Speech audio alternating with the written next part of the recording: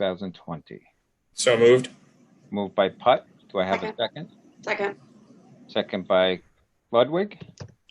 Any questions, comments, or concerns? Hearing none, all those in favor, please signify by saying aye. Aye. Aye. Opposed? Motion carries. Next item on the agenda is Palmyra Pride. Dr. Kepler. Thank you, Mr. Connell. It's my pleasure tonight to recognize two individuals and members of their teams. First of all, Dr. Kim Kathy Knudsen and her Cougar Academy staff. If you recall, we added a handful of teachers to that staff this year, and they have been working tirelessly for their commitment to our students and families to get Cougar Academy up and running here at the beginning of the year.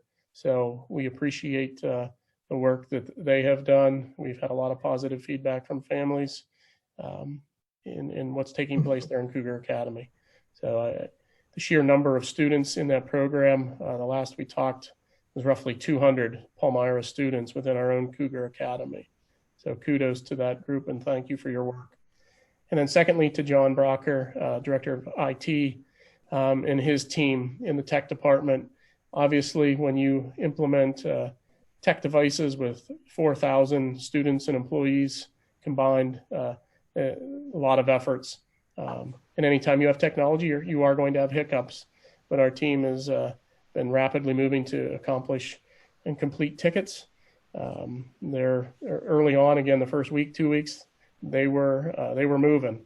They're still moving, but at a better pace. I think they're finally, in the last week or two, taking care of more tickets than come in a day. So they worked very well, and we wouldn't be able to do this without them. So thank you, and the board and administration recognizes your hard work. So thank you. Yeah, I think Bernie and KK and John, where we started back in March and where we are today is remarkable. I think the effort, the innovation, the ingenuity, and everything we had to put together just to get the infrastructure ready, just to get the Cougar Academy more beefed up, to handle the additional load and stuff like that is just phenomenal. So thank you very much for your dedication and your hard work to get this done and accomplished well. Thank you.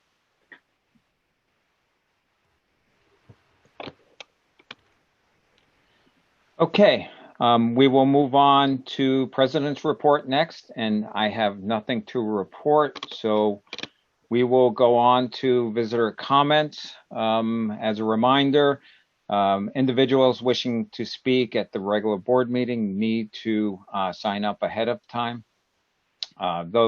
We have 4 people tonight that have signed up. You will be allocated 5 minutes each to talk or ask questions or what have you, and then we'll turn it over to the next person and then move on with the agenda. I'll give you about a 30-second heads up close to the 5-minute mark, and then we'll cut you off at 5. Okay, so with that up, Frank Potter is the first comment we have tonight. And Frank, can you say hi?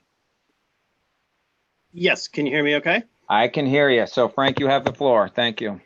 Thank you, Mr. Connell. I just wanted to give everyone, the board and everyone on the Zoom call today, just a brief update on how we are faring with raising funds for the outdoor education program.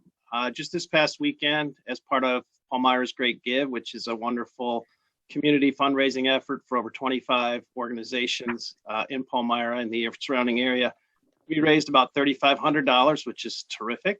In addition to that, we have been working on several grants, both national and state grants, and corporate support as well. So we look forward to announcing some grants that we hope and know that are coming.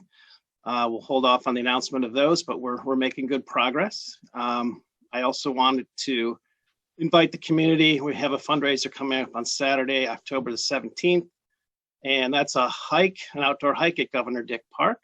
So we'll be out there as well and accepting donations and support for the program.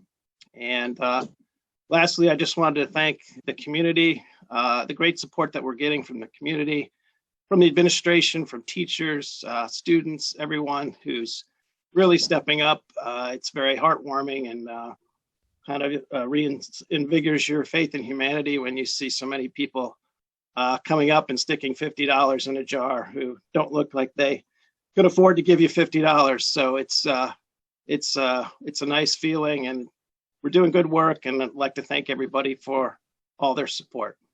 Thank you.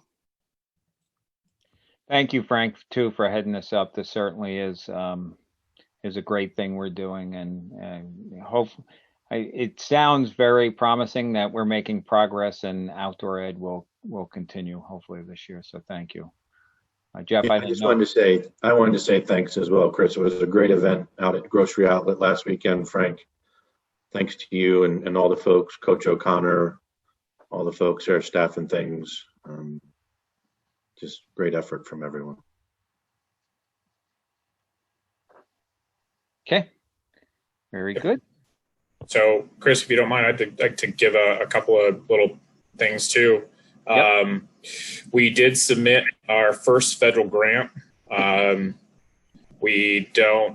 don't remember the due date was a couple weeks ago. I don't remember when it's actually being announced, but I'd like to thank Frank, myself, and everybody else, Lisa Brown, Michelle Waiters, Jody McGow, and everybody else that was helping with that. It was a sprint to the finish.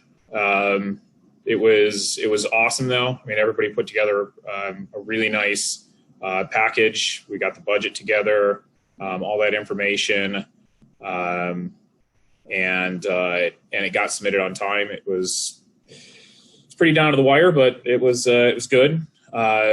Also, I wanted to mention that there was an anonymous donor that contributed. I think it was close to or $3,000 to the fund, the GoFundMe page.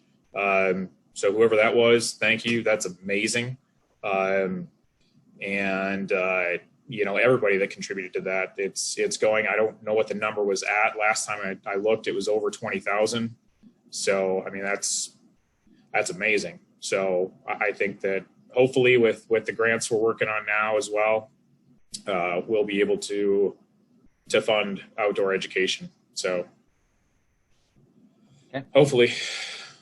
Very good. We're getting close, but we still got a ways to go, right? Yeah, and I would just, Jeff, I'm glad you brought that up. I know it's anonymous, but the rumor that got back to me is that donation was from one of our retired teachers. And so I just, whoever that individual is, thank you to our teacher community. I know they've done a lot with this as well. So thank you to all of you as well. Okay, thank you all. Next up is Candace Hurley. Candace, will you say hi, please?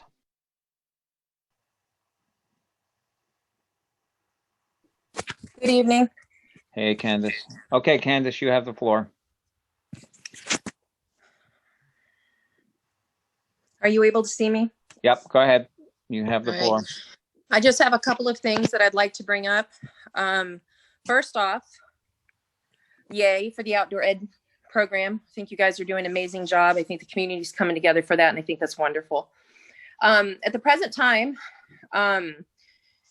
there's three things that I'd like to talk about. And the first one is about the limit of 250 people at the sporting events. At the present time, my understanding is that there will be no spectators allowed at the football game tomorrow night. I am hopeful. I did see a note that went out that was reposted that had come from a member of the board that did say that the board is looking at different avenues to take on this. And so I just wanted to kind of give 2 cents from the mom of one of the student participants that will be allowed to go, and that this is the first year and the first game, one of very few that my daughter will be able to participate at. And I understand the need for safety, But I understand that the governor's limitation of 250, as everyone knows, has been ruled unconstitutional. But that notwithstanding, even when that number was made, it never took into account like the size of the venue. And so I would just ask that the board please, take into account, and it doesn't have to be anything super spectacular. It can just simply be square area and person density to kind of see if we can maybe go over that number, or maybe designate even different areas on the field so that maybe it's 250 on the visitor side, 250 people on the home side, and 250 on the field. There's a bunch of different ways that can be cut up, and we can still maintain our social distancing for safety. So I thank you guys for taking those into consideration. The other item that I wanted to talk about, the second item, is that communication has been excellent as far as this COVID thing goes. Many are aware, especially if you're a cheerleader's mom or in the administration at the high school, about the quarantine that happened, where the girls, the entire cheer squad was quarantined, and was a mandatory quarantine by Department of Health all the way up until September 29th or 30th. And I want to say thank you. I happened to be the first one to get Department of Health phone call, and I immediately contacted the coach and was told that the tests were negative by text while I'm still on the phone with Department of Health, and I immediately called the school. So I wanted to say thank you to the school, to Bernie Kepler and his team, and to Mr. Richardson and the team at the high school for, from what I understand, we're on the phone quite a bit with Department of Health trying to figure this out, so that we're meeting the intent for safety and then also for the children. And so I just want to give my heartfelt thanks. And the last thing is for any parents that are out here or might see this video of the meeting later, get involved. Parents are an important part of the communication process within the district. And so I applaud everything that I've been seeing. I have subbed several times as kindergarten aide. Today I got my first taste of middle school, and the kids are doing great. The teachers are doing great. They're doing so much work to make this happen for our district, the staffs, all of them. And so, but the parents are an integral part. And so I would just like to encourage all parents to see something, if you see something that doesn't look right, if you hear something that doesn't look right, if it's not coming from the school district, let them know what you hear so that questions can be asked and we can get the truth, or a truth, at least on the same page here within our community. So I just want to say Palmyra strong and Palmyra proud, and thanks for all you guys are doing. Thank you, Candace.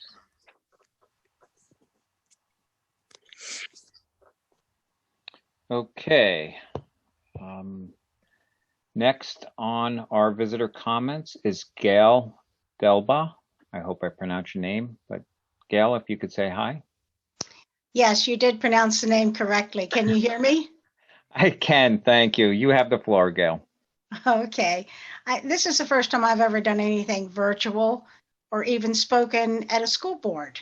So really, I was encouraged to do this through a member that I know. I guess she's a member, Jody McGow, who I know participates a lot in everything to do with the Palmyra School. But I just wanted to say something about mask, that we've all heard many different beliefs regarding the wearing of mask, and they are critical to controlling the spread of COVID-19. You can get used to wearing a mask. I worked in the operating room for 23 years. It seemed strange at first in the beginning wearing a mask all day, but we can adjust. And I just wanted to say that I think it is of utmost importance to protect each other and our students. And the other thing I just wanted to say too about the teachers, all teachers, but especially Palmyra teachers, thank you to them who are having to navigate additional challenges to accommodate the coronavirus pandemic. And let us all honor the ingenuity, creativity, and care that teachers are bringing to their hybrid virtual classrooms. And that's about all I wanted to say. Okay, thank you, Gail. Thank you. Okay, next up we have Chad Walaesa. I hope I said that right too. Chad, can you say hi? Hey, how you doing? It's Wallacey, but believe me, it's been pronounced so many different ways. You're not going to offend me in any way. Yeah, So, I'm not a good name person, but Chad, you have the floor. thank you, Mr. McConnell. Again, before I begin my statements, I thought just on the capacity restrictions, I just want to echo what some others have said beforehand, and just thank everybody in the administration, on the board, and the teachers for how we're handling this unprecedented situation, and for everything that you're doing for the kids in the Palmyra area school district. It's quite a task, and I just really appreciate it from everybody around. So thank you. In regard to capacity limits, I know that it's not a new topic for anyone in the administration or anyone on the board tonight, and Candace brought it up as well. But things have changed quickly, given federal court rulings, PA legislative rulings. But thankfully tonight, we do have the complete legal authority to determine attendance for outside sporting events moving forward. Hopefully that will remain the same. However, if it doesn't, via the appeals process currently, my ask of the board tonight is that we just continue to do whatever we can to safely allow spectators, especially family members, at outside sporting events, starting with tomorrow's football game. Why? Because it's the right thing to do for our kids. And, we know we can do it safely for outdoor events. And that just brings me a couple points I wanted to kind of share tonight via my thoughts and kind of what I do in risk management. And overall, we all know that COVID is a risk out there, no doubt. It's still out there. It hasn't gone away. And we're all handling it, although we may not realize it, the way professionals in industry, military, and government, handle risk overall, which is by using, hierarchy of controls, different control methods. One of the best ways you can, address risks such as COVID is through elimination. And that's what we started to do back in March. If we all remember the days when, we knew we saw it coming. We didn't know much about COVID at that time. And unfortunately, we had to shut down the schools. We had to stay at home orders. Businesses were closed. Things were eliminated. We used the elimination method. However, as recent as August, the state, and what I'm seeing is the state is still kind of working to use this elimination method. We recall back in August, we had the recommendation for no sports until 2021. That's an issue, and because it's not the best way to handle the risk moving forward, and it has unintended consequences. So we need to use some other strategies, such as engineering controls, administrative controls, and personal protective equipment, as what was just brought up with masks. And that kind of brings me to the comments on tomorrow's football game for the football players, the band members, and the cheerleaders. From my professional thoughts, Buck Swank is outside. Ventilation and distancing are both critical in control of respiratory diseases as they spread via droplets and aerosols. COVID is kind of, thought that definitely was spread through droplets. Now it might even be aerosols. Per my, consultations with regular communications with folks in my industry, one of the reasons why it probably didn't spread as much over the summer when we had the baseball tournaments, lacrosse tournaments, and softball tournaments with thousands of people from across different states is because it was outside. There's an old saying in the industry I'm in, which is dilution is the solution for pollution. Therefore, regardless of anyone's beliefs on the data and severity for COVID for children, adults, and elderly, being outside significantly limits exposure. It just does, and it's good for outside sports. I think was brought up earlier, but 250, the number for outside events is kind of a one-size-fits-all approach that has been recommended really by a politician. No professional I've worked with in my 18 years of risk management would recommend really anything like that, because you look at situations differently. I believe the capacity of Buck Swank Stadium, according to the internet anyways, around 4,000. Therefore, even if we just go with like 30% capacity, taking 2/3 of the crowd out, you'd be able to grant football, band, and cheer parents opportunities to see the kids play, as that may be around 1,200 people. With that, we can easily socially distance around 30% capacity. 250, the number that comes up, that's around 6% capacity. As we see, there's many schools kind of going to that capacity right now. The closest one I saw lately, I think, was Elko. Hey, Chad, you want to start wrapping up? You're just about out of time. Yep. So in closing, what I really want to ask is that I know many of us have worked to be involved with our kids' activities throughout our childhood, and it matters. Some of the moments I cherish and remember are when you see your kids on the playing field or in the stands, in the band, they look around to see if mom, dad, grandpa, brother, sister have come to support them. That matters. And we certainly can have spectators within reason, looking at the math and 30% and socially distant at events like football games, and have it done safely. We just have to do it. So that's all I'm asking tonight, is that we use science and we do what's best for the kids. Thank you. Okay, thank you, Chad.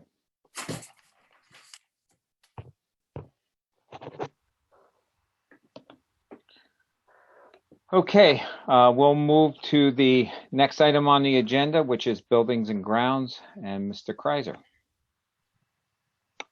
Sounds good. So our Buildings and Grounds Committee last met on September 10th. During that time, the board reviewed policy 707, use of school facilities, in preparation for review and motion of a second reading at tonight's regular board meeting. At that time, we also had Mr. Heath Dresch read the annual asbestos notification as required by AHERA regulations, again, as preparation for a motion this evening at our regular board meeting. Mr. Kepler reviewed the ECI construction draft sponsorship agreement with the board. He also reviewed and discussed with the board the health and safety plan for attendance at athletic events, which already is changing and will be reviewed again. There was no public comment, and the meeting adjourned at 6:50 p.m. As a result of that, Mr. Connell, there are a couple motions that I have. The first is I would move to approve the second reading of Board Policy 707, use of school facilities.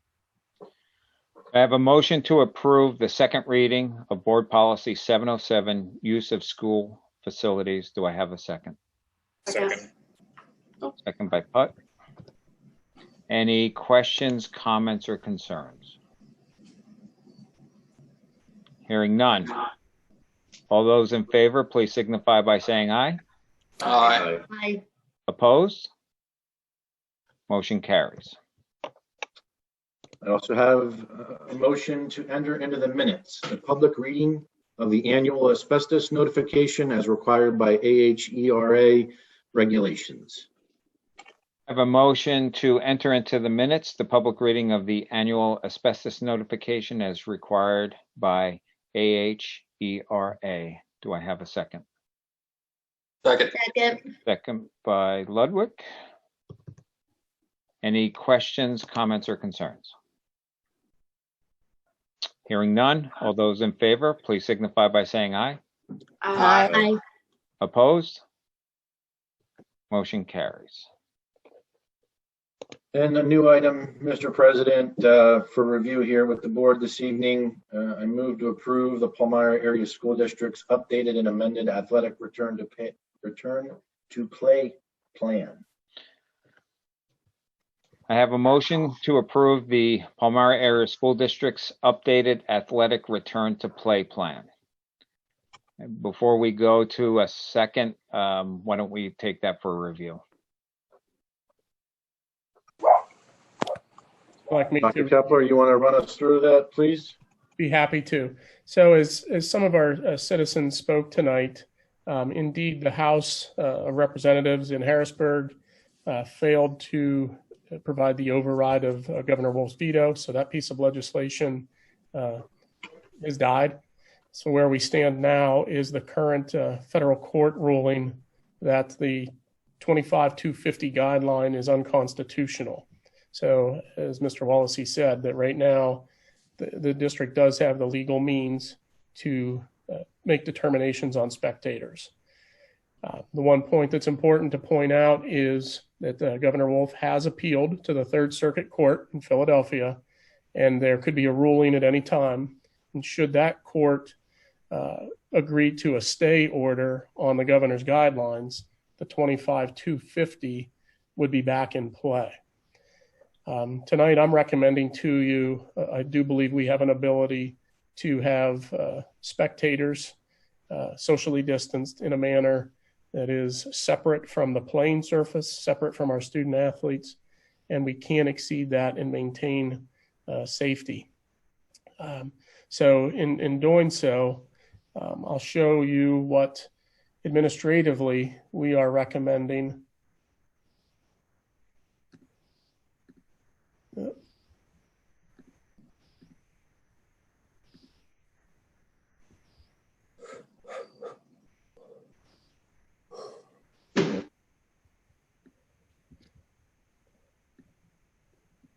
So what we're recommending tonight, changes are in red from our original plan.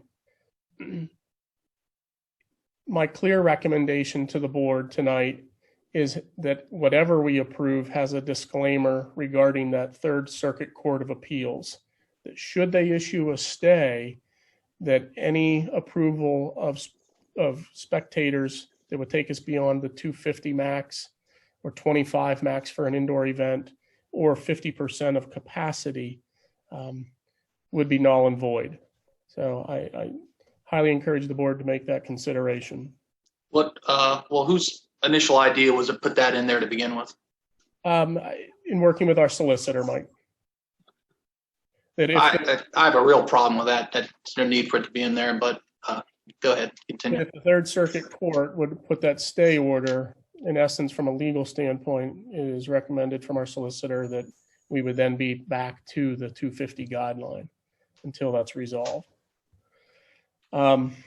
Administratively, we were looking at soccer and field hockey, where we're currently at with 2 tickets per player for both home and away. Parents can come to games as parents of the JV. As the JV game ends, those parents leave, and then the varsity parents come in. In our new facility, the bleacher setting is for 300. So if you go to the 50% capacity, you're at 150. However, there is other standing areas around some of the perimeters of the field. So, it gives us an ability to go slightly over 150, 160, 165 individuals. Volleyball being our lone indoor sport this fall. We believe with players on one side, varsity players in the bleachers behind the JV, socially distanced, and fans on the opposite side of the gym, socially distanced, and allowing parents to be able to see. We believe we can meet social distancing requirements there. At Buckswank Stadium, and I'll show you all these numbers in a spreadsheet next. Football, we would recommend 2 tickets per participant for football players, marching band, and cheerleading. And in our work to date, we're poised and working with our band director, Mr. Spots, for a pep band for tomorrow's game. And we could revisit that in the future for a full band. Instrumentation is an area of concern, obviously, with social distancing, and brass, wind instruments, expelling droplets into the air at a much more significant rate than us talking or in normal times. One of the things that we need the board, if you recall, we waived some fees in other areas. We believe that we would need, your direction from the board on whether we're going to have admission fees or if we're going to waive those. I can tell you we're in a unique spot in that we're in the Lancaster-Lebanon League, or Lancaster-Lebanon IU, but play in the Mid-Penn League. So most of my meetings are with Lancaster-Lebanon superintendents, and the LL has come to an agreement where they're not charging any admission, as it congregates people, passing of money, et cetera. So that is something we'll need direction on. The first recommendation to the board would be with tomorrow's senior recognition night that is prior to the game. My recommendation is, at least for tomorrow, at a minimum, we would waive admission so that we don't have congregation, as we're going to have limited time to allow the full band and parents to exit on the south exit and allow the rest of the folks to come in. Again, reserving the right to reevaluate attendance. If we see that with the allocation of seating and tickets we're talking about here leaves us a great deal more room, we can revisit that and increase that. Or if there's a problem, we can reduce that as necessary. And then I just wanted to make it clear that This allows us to evaluate fall sports only and reevaluate for the winter season. One of the other changes So that Bernie, before you jump too far ahead, so and especially related to tomorrow night, because I believe tomorrow night's senior night as well, correct? That's correct, for band, cheer, and football. Right. So how is that going to work? Are we still just having two parents or two tickets per child to come in just for that particular thing, or is that going to be an open gate where a full family can come in per child? What we have, that actually is starting at 4:45. So it's early, and Mr. Weidler's poised for an allocation of 5 tickets for the families of those seniors for recognition. Folks will come in, we'll have senior recognition. As that concludes, folks will step out the south gate where, picture our student section, the gate that's just beyond the bleachers there. And then prior to the game, the full band will be doing their show.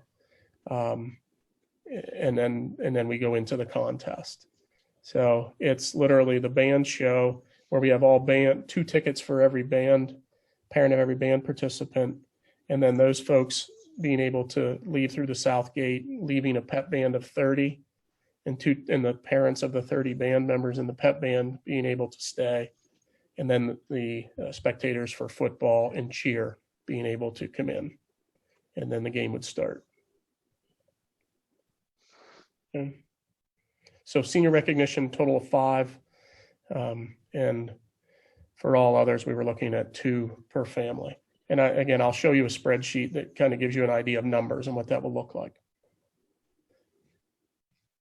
The next change I'm recommending in our policy speaks more to the transportation piece for away contests. We've put together a transportation waiver form that should a family, and I think it's for 2 purposes, should a family choose to transport their son or daughter to an away game, just to reduce numbers on buses, they might choose to do that. And this provides them that opportunity, but asking for our varsity level or older students not to transport themselves. But also in the event we would be short bus drivers, that waiver to be used to allow families to work together and in essence carpool, and one family authorizing their child to ride with someone else, and that family giving authorization that we would transport another student athlete. As we sit here today, I'll tell you that Brian and Darcy have worked at, we believe we have all events currently covered with bus transportation. So at this time, we don't have that issue, but I just want us to be poised so we don't have to cancel a contest because we can't get kids there. I'll leave that open, but I want to show you our attendance numbers here in the 2 different scenarios. And of course, it's opening on my other screen.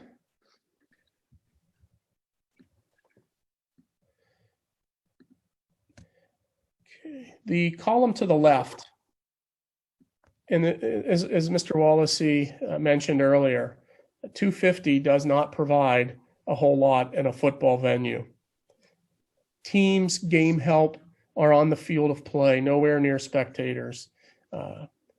And if you look at the challenges, when you take tomorrow's game, the program of each team, players and coaches, Hollidaysburg, our opponent, a cheer program of 30. For tomorrow, a pep band of 30, which is why we've been working all along on the idea of a pep band, because we thought up until just days ago that we would have to stick to that 250. When you take the various game help, team doctors, having 2 police officers, a maintenance personnel, that leaves us with about a little over 20 tickets or 20 people available for spectators. If we had to stick to that, this would be our sheer proposal. I mean, senior football players, 1 ticket, senior cheerleaders, 1 ticket, and it puts us a little under, but it really, you can see how, can you imagine Buckswank Stadium with 17 people in the home and away bleachers? I would argue that doesn't make a whole lot of sense from a health perspective, coming from a layman, not a medical professional. To the right is what our recommendation would be. And think about, I purposefully put these as separate because I do see them in separate areas. The football field has 131 people. On the track, our cheer program, socially distanced from spectators, socially distanced from the field. Our pep band of 30 would fit in the student section. Game help, many of these folks, again, they're in the booth, they're at gates, they're on the field, in various areas. 37 people to run a football game. At 2 tickets per football player, 98 spectators. Our 2 cheer parents, 2 for each pep band. And these numbers aren't necessarily double what you see here because these include staff. That puts 212 people across our home bleachers, and approximately 120 in the visiting team bleachers. Would put 560 in the total venue. So that gives you an idea of what our recommendation is, at least for a first game.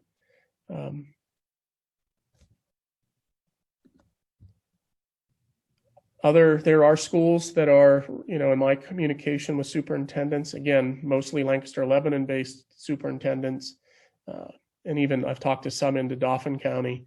There are schools that are not allowing visiting spectators, even at football.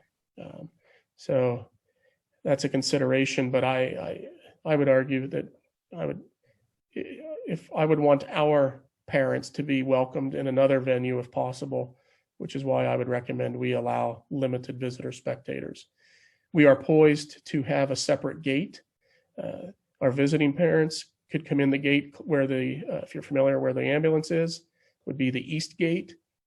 We're poised to have 2 porta potties over there, so we can minimize the need for folks to cross over and intermingle,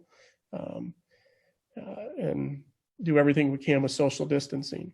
If the board supports this plan tomorrow, we would be out marking bleachers areas for not seating in these rows, looking at 6 feet social distance, and where we can have folks sit. Members of the same household don't have to have 6 feet apart, obviously. The plan, if I go back to the plan, it speaks to if masks must be worn entering and exiting the facility.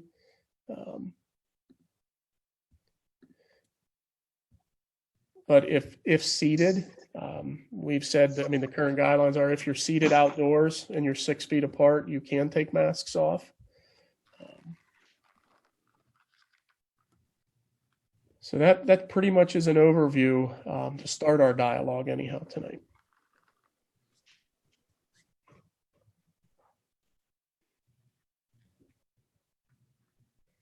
So under your proposal, Bernie, then it's pretty much just the parents of students that participate in that particular event would be allowed in, or whoever their 2 tickets get allocated to. That's correct. And districts are varying in that area that we're seeing, but they're not, I'm not aware of any district that's allowing like general admission, come and buy a ticket. They're all predetermined allocated tickets. Bernie, I had a parent ask me about wrestling and I didn't hear it mentioned. If you could just touch on wrestling. We here, Mike, we would reevaluate for the winter season. Okay. I think basketball, Mike, would be in the same boat. We'd have to look at that. So, Bernie, one question that I've had, and I think I mentioned this to you, and Chris, I shared this with you as well. We don't have anything in here about crowding and congregating around the facilities on the outside of the fence. Mm-hmm. Right. So are we going to address that? Do we care? I think this is a good plan. I have one other question and concern. But, if we have another 500 people show up because grandma and grandpa and brother and sister and cousin and, as much as I'm very sympathetic and very supportive of this, I think sometimes people forget that there's some of us that had kids that lost their whole entire sports season in the spring and didn't get to play at all. Sure. Right. So I think, my concern is what I've seen so far in the plan of other sports, it's been give an inch and take a mile. And it really concerns me that, what I see isn't the community showing gracious and gratitude for being able to come and attend. It's, well, cool. It's all free reign now. We can get in. Mm-hmm. I'm very supportive of this. I want the parents to be there. I'm very concerned of people not adhering to this, of taking it for granted and not being grateful for what we're doing and the limb we're going out on and the risk we're taking to try to make this possible for those families. Like I said, I've seen it at other events already with people crowding around the outside of some of our facilities. Buck Swank certainly permits that, where people can just crowd around the outside as they do, any other time. That kind of crowding, while we may have an order that's, deemed unconstitutional, we need to also be making sure that we're adhering to social distancing and things like that. So I just don't know, has there been any consideration? Have we put anything in here? Are we looking at doing anything in terms of crowding and gathering, on the immediate outside of Buck Swank or the other complexes? Sure. We did not specifically address that in here. Our hope would be we wouldn't have that level of congregating outside perimeter fencing. I've seen it at our new turf complex.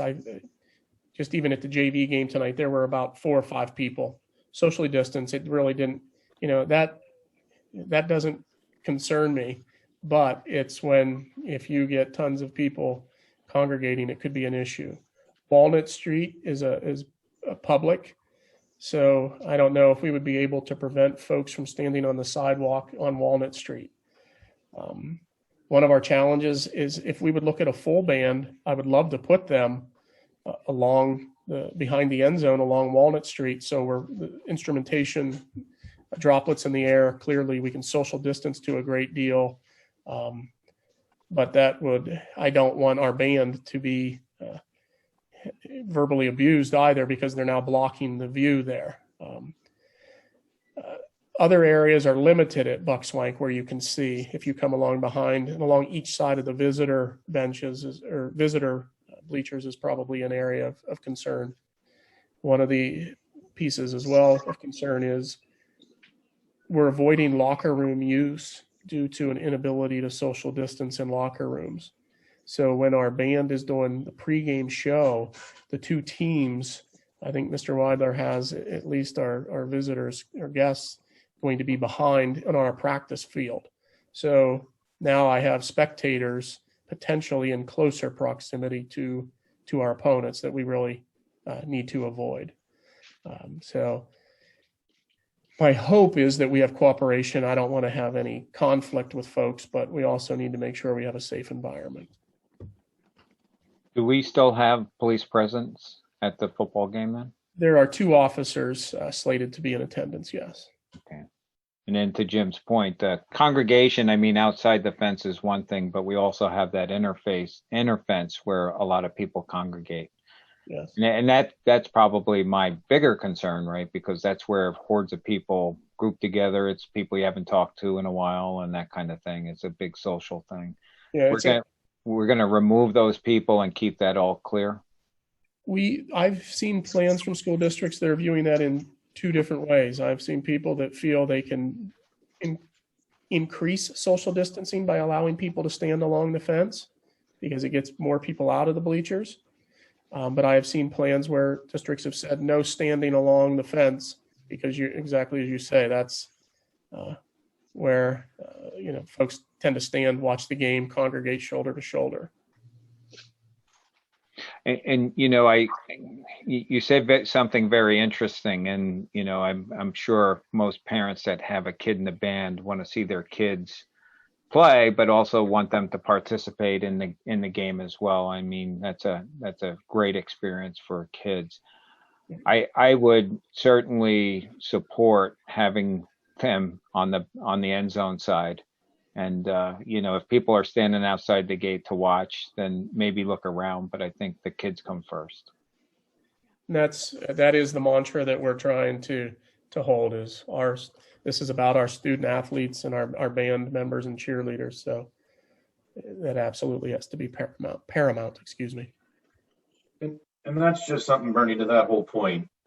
I just think that if we're going to be allowing this, the one thing that I need to feel comfortable about to move forward is that social distancing part.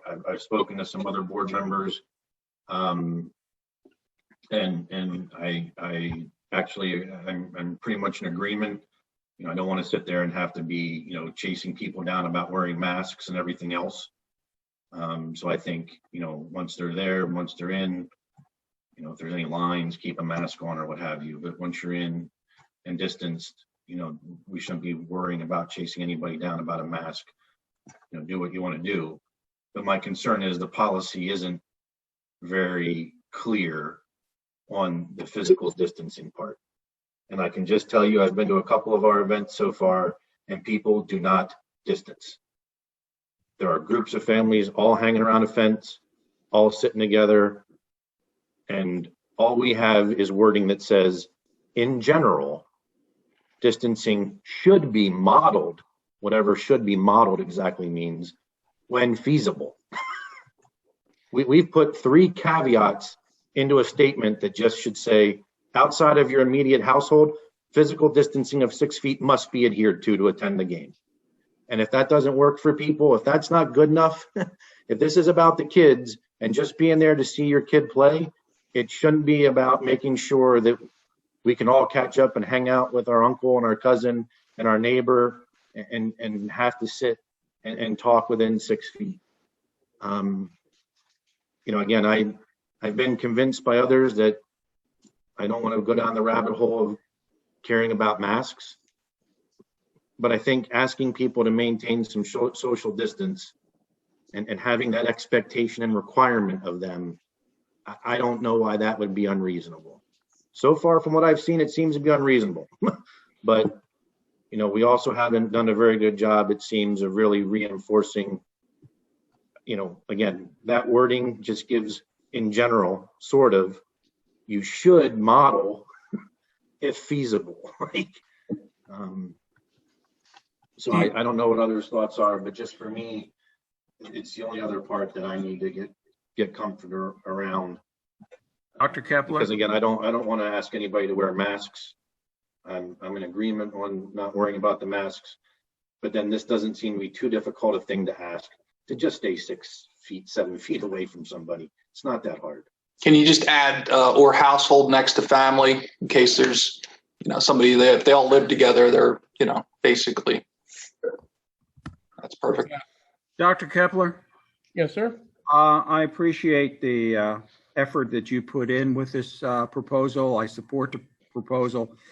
I also share Mr. Kreiser's concerns as well.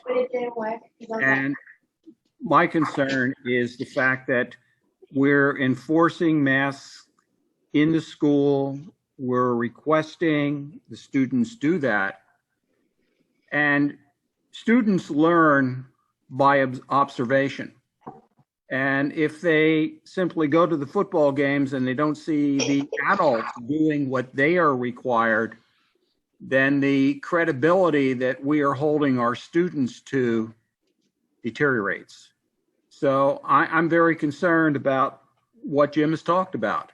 And I'm concerned about enforcement of this. And this is not the job of the athletic director necessarily to go around and do this. That's not in his job description. And we don't have a security person anymore, so we're dependent upon the 2 local police. So I'm all for having spectators at this. But on the other hand, if they are not going to comply with what we're asking them to do, then we're putting the school district at jeopardy. So I really think that if the parents or the guardians who want to be at these events, then they have to, in fact, show some responsibility, or this system isn't going to work. So again, I just wanted to point that out. And I agree with you too, Larry and Bernie, if you can just go up a couple lines. You know, I just want to point out the administration reserves the right to reevaluate, right? So if people are not following the rules, we're going to shut it down. So it's very important that people follow that guideline, that follow the rules we have put down here, or else we're just going to have to shut it down. So. But it goes back to what Jim's question was. There's so many provisos in that statement. I'm not quite sure what we're asking them to do, what we're requiring them to do. I think we, as Jim pointed out, we need to clean that statement up. Right. And unless anybody has an objection to it, I think it's pretty clear now. How's that in the yellow? Is that? I can't. Can you zoom in just a hair, Bernie? I'm old and I use a little travel computer. And on my screen, it's like 40 font. Okay. So outside of your immediate family household, physical distancing is required. Okay. Good. Okay. No caveats. No. Yep. I like it. Yep. Okay. And I thank you, Mr. Connell, because again, I think, we're all going to be keeping an eye on this. Again, I very much support this.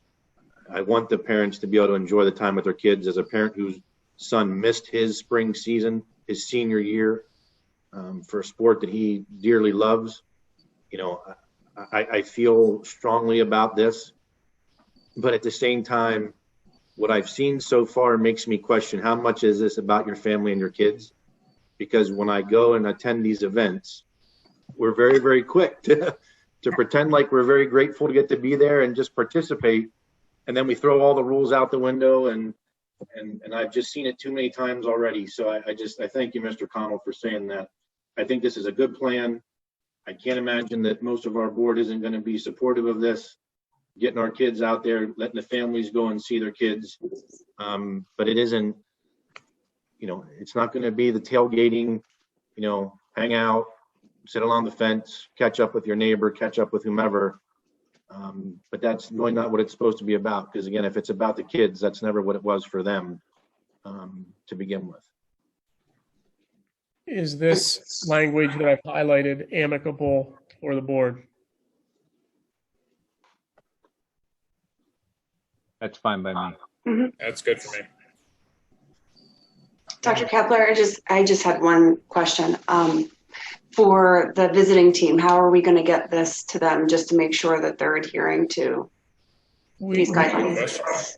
Good point. Weidler is poised to, he's been in constant communication with their athletic director, and we will send updates tomorrow morning. So their families are poised. There's going to be an announcement meant, during or before the game to, make this really clear to everybody.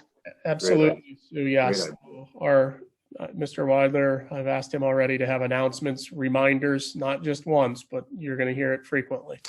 Are you going to be passing out you're going to be passing out the tickets tomorrow at school? The parents? They're poised with laminated, stamped tags so that they can't be duplicated. So each player will have two, yes, if that is where we land tonight. Okay. I'll support this, but I personally don't feel it goes far enough. We've got to start opening the state up. Can't keep everything closed up indefinitely, but I'll support this. Yeah, I agree, Mike, as well. I think some of the way I read this is, if things go well and people are respectful of the rules, put more people in. Yep. Right? You have that flexibility to do that as well. Right. Okay. Yep. I think it's a good start for the very first football game. Yeah. See what happens.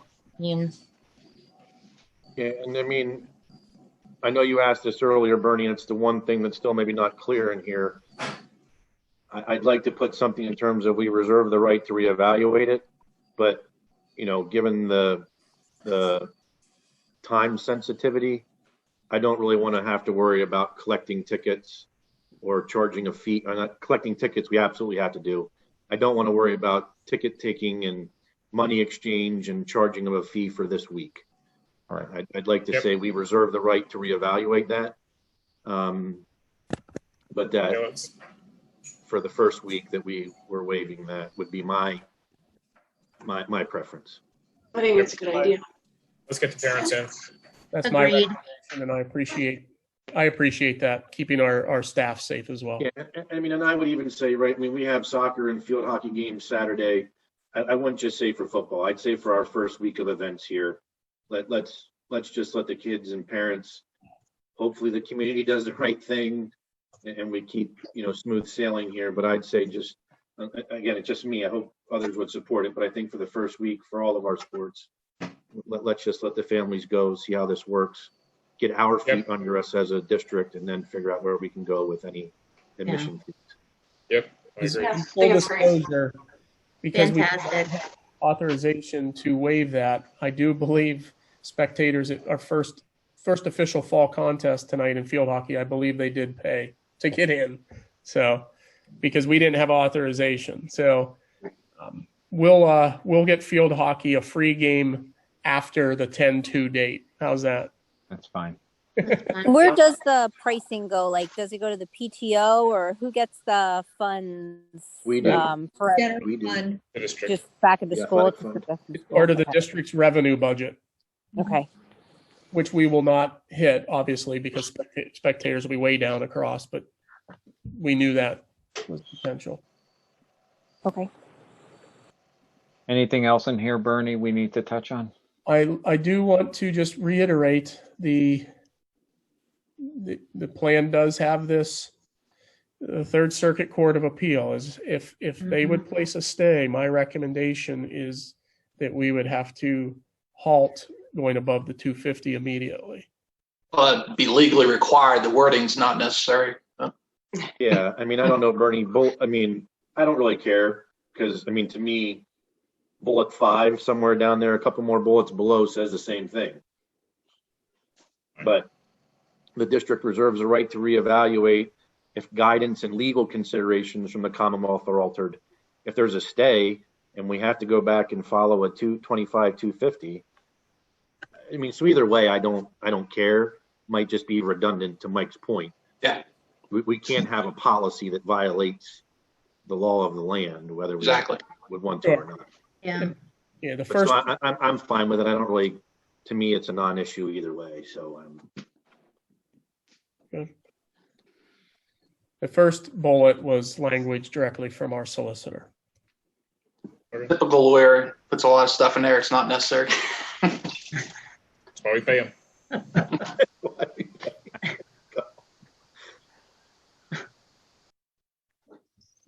Okay. Okay. Okay. all right, so Mr. Connell, I still have a motion pending a second. Second. Okay, hold on just a second. All right, so I have a second from Putt. Any further questions, comments, or concerns? Just, I mean, to be clear, we're voting on including the changes that Bernie just typed in there, correct? Correct. Yep. Perfect. Okay. And I don't want to be a stickler about. Make sure you hit save, Bernie. Perhaps we need to amend the motion to specify which plan.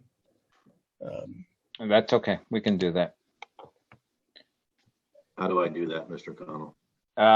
Very simply, I move to approve the Palmyra Athletic District updated athletic return to play plan as amended during our discussion of buildings and grounds at the regular board meeting for September 24th. to include the version plan exceed. Gotcha. You have that, Darcy? What was the last thing you said? Aaron, Yeah. wait, let's keep it simple, right? Motion to approve the amended plan, competition plan exceed for the Palmyra Area School District's athletic return to play. Does that make sense? Mm-hmm. And I'm even going to recommend that I put the new document. Save that file. That's correct. Yeah. Always thinking, Bernie. Always on top of this stuff.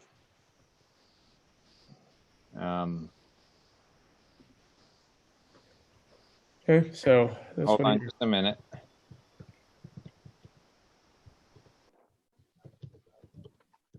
Okay,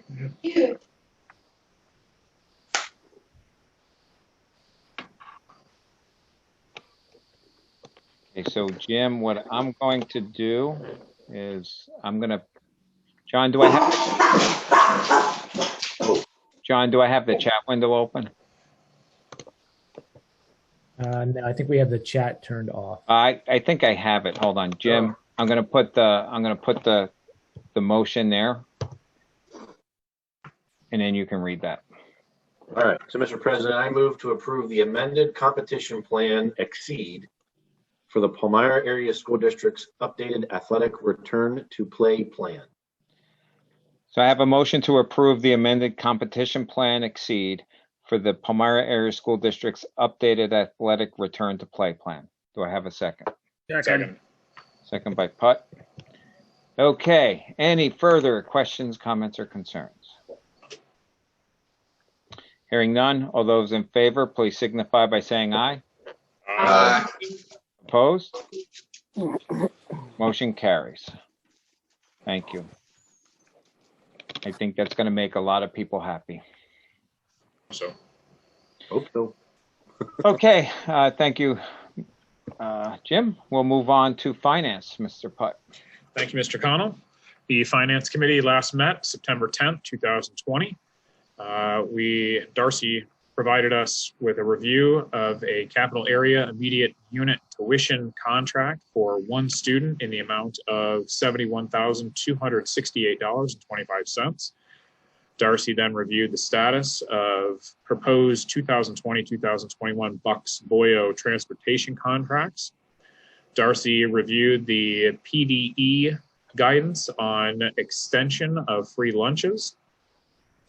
Darcy provided the board with the status of local revenue collections.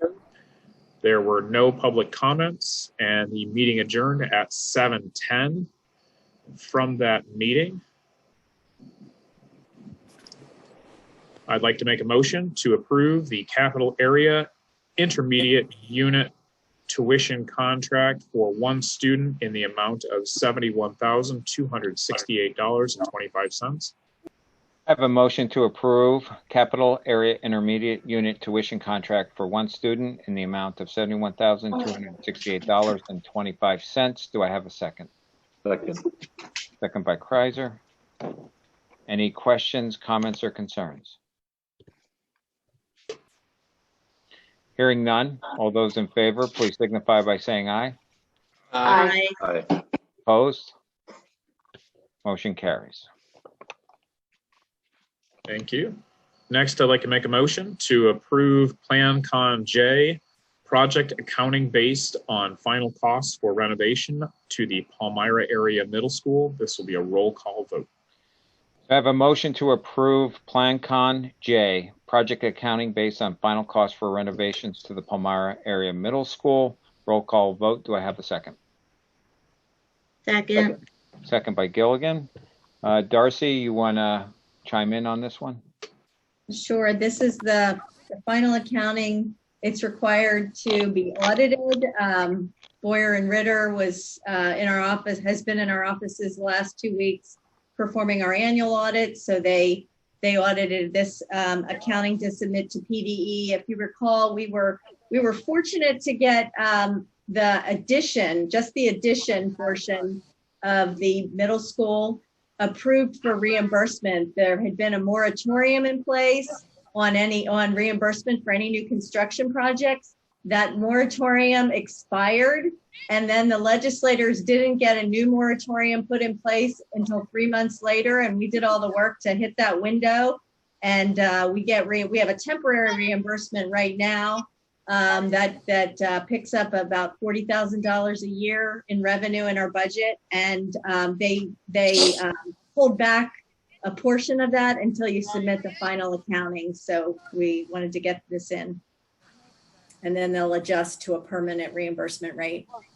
And it does show the project came in below the estimates.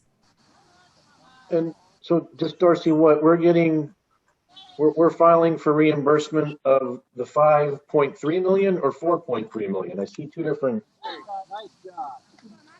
It's the actual construction costs were the 4 million, but it's matched up to the portion of the bond that was allocated to it. Okay, so I guess so on the financial report, right, it lists the 8.7 million not eligible under our GISA and 5.3 million in line J for total project costs. Mm-hmm. But then in the other schedule, the total project cost detail comes to 4.355 million. That's before you add in the costs on the next page. Costs on the next page. I think you're wait, Bernie, slow down. Go to the next page. So I can't see where Bernie. So that's this schedule right here at the bottom is going to total 4.3 million. Right, and then go to page 2, and then there are additional costs added in at the middle of the page. Then you have to add in those additional construction costs, and then look at line I, the 5,333,275. That shows total project costs, and then if you scroll to the bottom of the page, it matches total revenue sources. Because they're almost at the bottom, it shows a portion of the bond issue at 5,110,000, and that was issued with a discount, with a premium. So they allocated that, and it's just forced to match those total project costs. So does everybody else's? Okay. I mean, I'll look at what Bernie has here. But what's out in Agenda Manager isn't matching to this version. I just opened this from Agenda Manager. Yeah. So maybe I'm looking at a different schedule. I don't know. Did you have it open prior to the board? No, I just opened it like 5 minutes ago, 10 minutes ago. Yeah. So just out of There's curiosity, a final report for period 316. And at the bottom of that, it says 4.355 million. That's A1. Okay, that's isn't that J02, page 2? If you go back a page, Bernie. See, there's no page numbers. So like when you're looking at it here, I'm not seeing there. Is this what you're looking at? This is they call it J02, which. Yeah, so J additional cost, J03, J02. Okay, so if you go down further to what I guess you would call J07.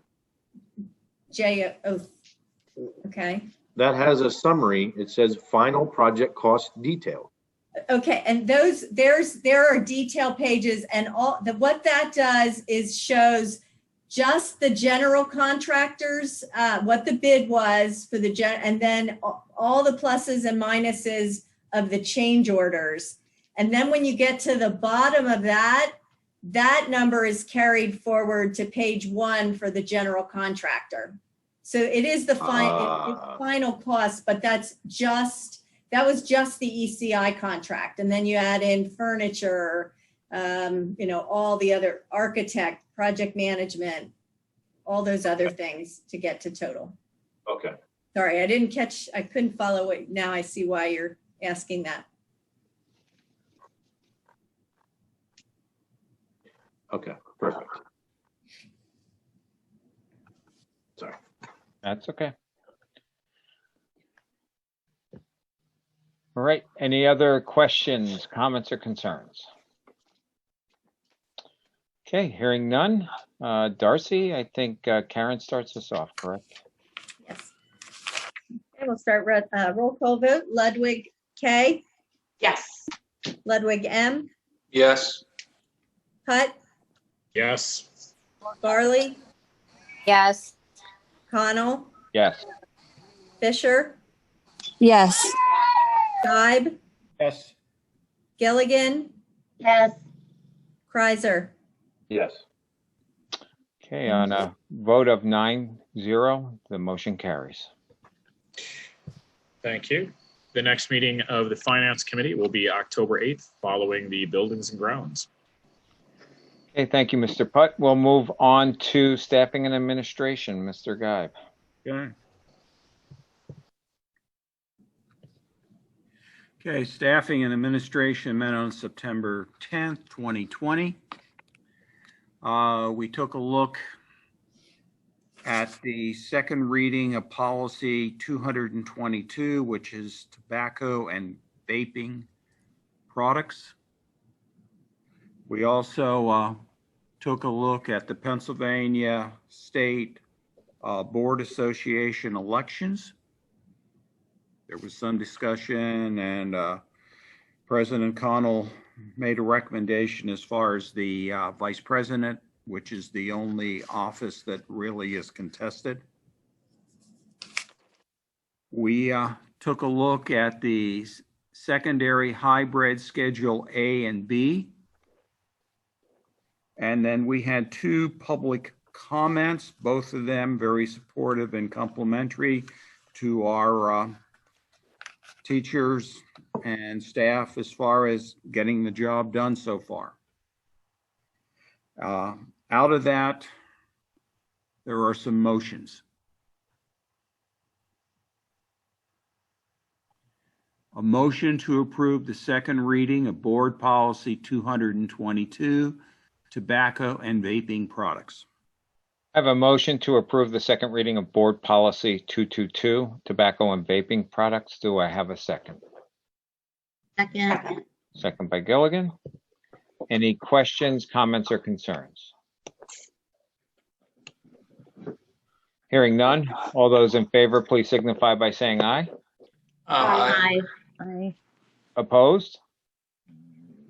Motion carries.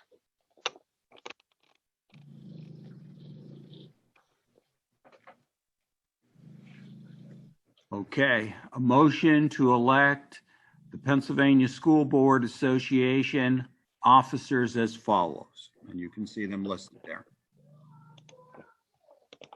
Hold on just a second. I have a motion to elect Pennsylvania School Board Association officers as listed. Do I have a second? Second. Second by Putt. Any questions, comments, or concerns? Hearing none, all those in favor, please signify by saying aye. Aye. Opposed? Motion carries. Okay, we have a motion to approve staffing and administration committee items as noted on the staffing and administration consent agenda. And Dr. Kepler, I would invite you to make any comments you feel appropriate. Certainly, thank you, Mr. Geib. Teacher hires you see there. First one is moving from one position into another, filling in for us with various leaves. So we thank Joanna for that. We are providing you tonight with third-party contract for speech and language services that will help us fulfill our staffing needs in an area where their staff is short, helping us fill in for leaves. Mentors, as per state school code and teacher contract. You see our employment of a few aides. So we appreciate them coming on board. And then adding to our substitute teacher list. Oh, excuse me.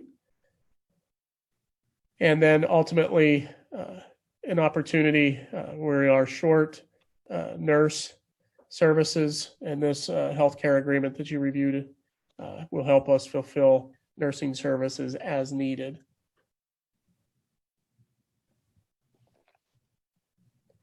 Okay, so I have a motion to approve the staffing and administration committee items as noted on the staffing and administration consent agenda. Do I have a second? Second. Was that you, Krista? I'm sorry. Yeah. Thank you. You're at the corner of my view here. I quite didn't catch it. Okay. Any further questions, comments, or concerns? Hearing none, all those in favor, please signify by saying aye. Aye. Opposed? Motion carries.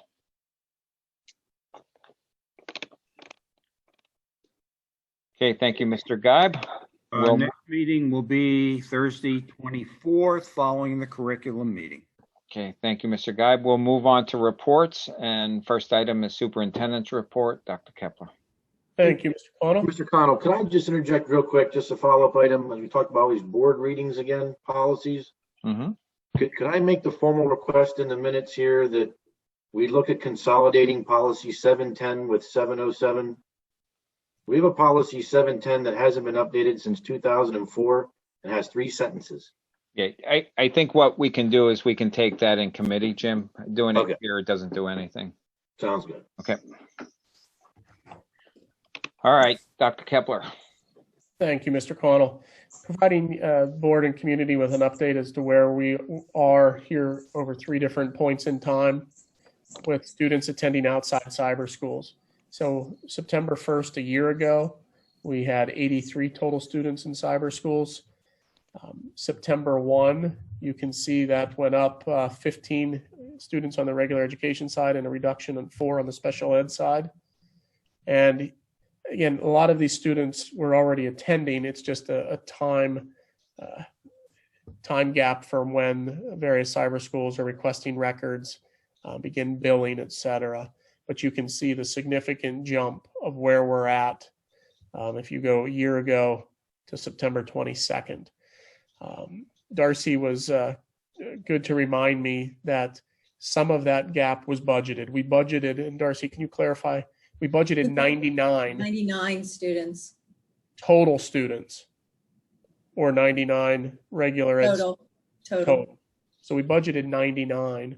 So you can see 48 additional students, which is significant. And knowing that we still have 200 in our Cougar Academy that didn't leave. So that is a significant number when you're looking at $10,000 roughly for a regular education student and over 20 for every student with special needs. So know that budget overage exists already. Yeah, and this is not final. I went back and looked, and from September to November, these numbers typically go up anywhere from 7 to 15%, typically, because that we don't rely on September numbers, because we typically get more, or it just takes time till the cybers send the information to us. And I stand corrected that I've been saying 200 Cougar Academy students. We have 400. It's 200 K-8 and an additional 200 at our high school. So we've had a nice stopgap measure of folks that didn't leave us for our own program.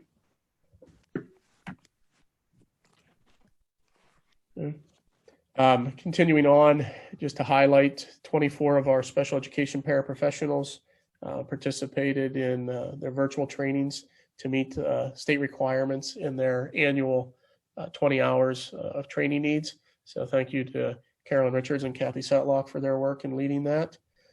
On August 31st, we learned of an additional grant of $23,667 under the Special Ed COVID-19 Impact Mitigation Grant. That simply is we're using that for salary for one of the teachers that is handling special education in our Cougar Academy. On Monday, August 31st, the United States Department of Agriculture announced that they were extending a program to allow free breakfast and lunches to be provided to school students through December 31st, 2020. So kudos to Nutrition Inc., Maria Kreider and her team. They jumped on this right away. It's actually even available for preschool age children. So children that aren't even in our system have access to this, and they're distributing meals through this program to families in our community. So if you parents that are out there, tell your child to get a free lunch. It benefits us, even if they give it away and eat their packed lunch when they're in.